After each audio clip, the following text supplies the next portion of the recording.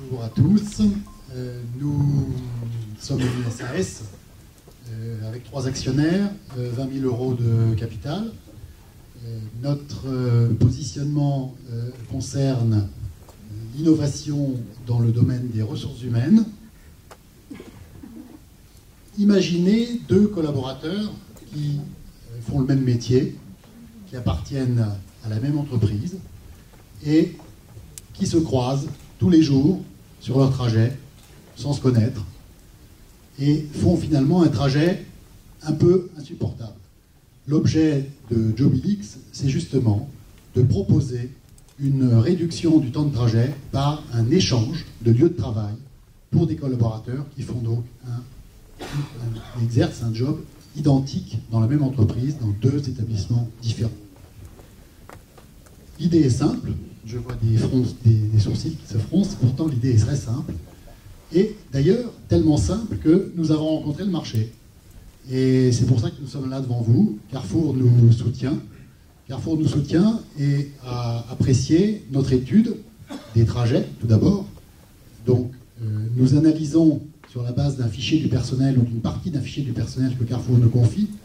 Nous analysons les distances ou les temps de trajet des collaborateurs. Et à partir de cette analyse, au passage, nous faisons d'ailleurs des statistiques qui apportent une visibilité à l'entreprise qu'elle n'a en général pas.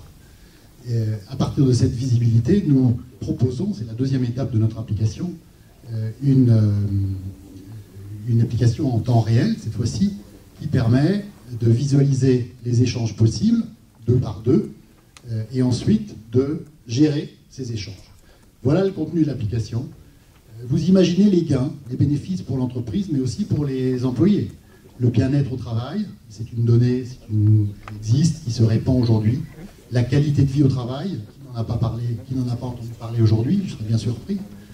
Également, nous intervenons sur le bilan, nous contribuons à la réalisation du bilan annuel RSE, qui est également une composante extrêmement importante.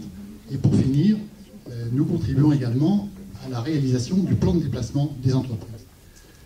Nous nous développons en France tout d'abord, c'est l'objectif de 2017.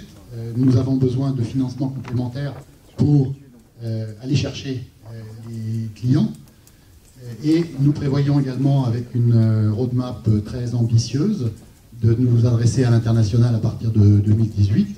Et c'est la raison pour laquelle nous cherchons des financements aujourd'hui dans ce domaine-là. Voilà. Merci beaucoup.